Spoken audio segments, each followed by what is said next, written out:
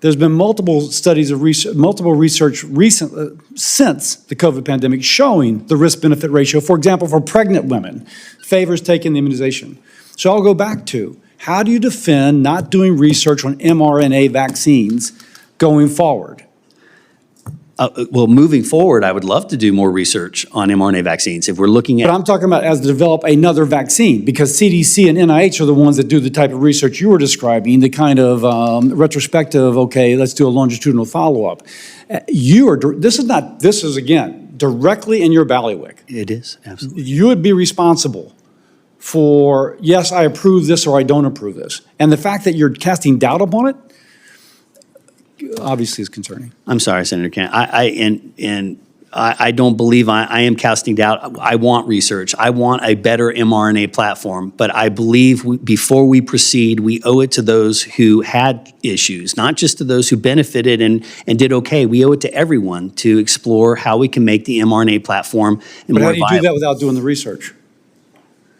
I mean, that's the whole point of research, to determine how to do that more safely. The COVID-19 mRNA vaccine was the only mRNA platform in human health ever used. It was the first time it was ever used. I think we should be asking there questions. were circumstances surrounding that. Let me go on. You had mentioned in some place a deleted LinkedIn post about an association in your mind between the birth hepatitis B dose and the increased onset of various things, and then saying that in the countries that had a birth dose, they had the highest rates of hepatitis B. Of course, that was misleading.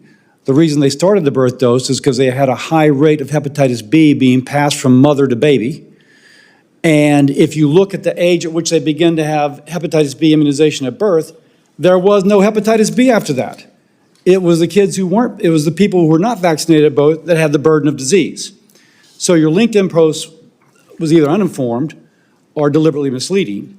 But when Murkowski speaks about Alaska, they had endemic hepatitis B in the Alaskan Native population, and it's only with the birth dose that went away. Now, again, if we're talking about restoring trust and either misinformation or, I don't know what you were thinking, why would you repeat those damn lies?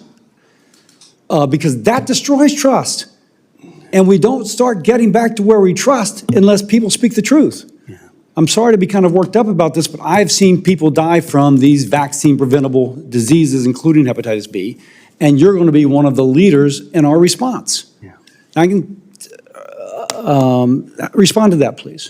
Senator Cassidy, for 30 years in public health, whether I've been at a university teaching in classes or I was in Trenton, New Jersey with the postal employees post-anthrax exposure, I have promoted vaccines as a public health. I'm speaking specifically about that LinkedIn post. The LinkedIn post that was pulled down for multiple reasons. I'm a Gen Xer. My social media skills are not as good as everyone is today, but I saw that it was decisive, that it was actually dividing people, Senator.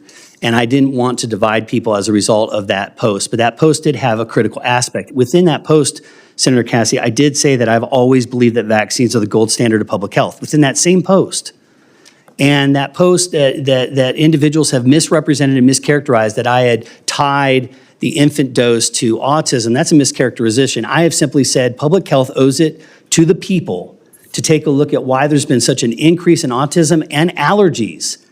And even though I mentioned it in the same article, I never tied it directly to the infant dose of hepatitis B.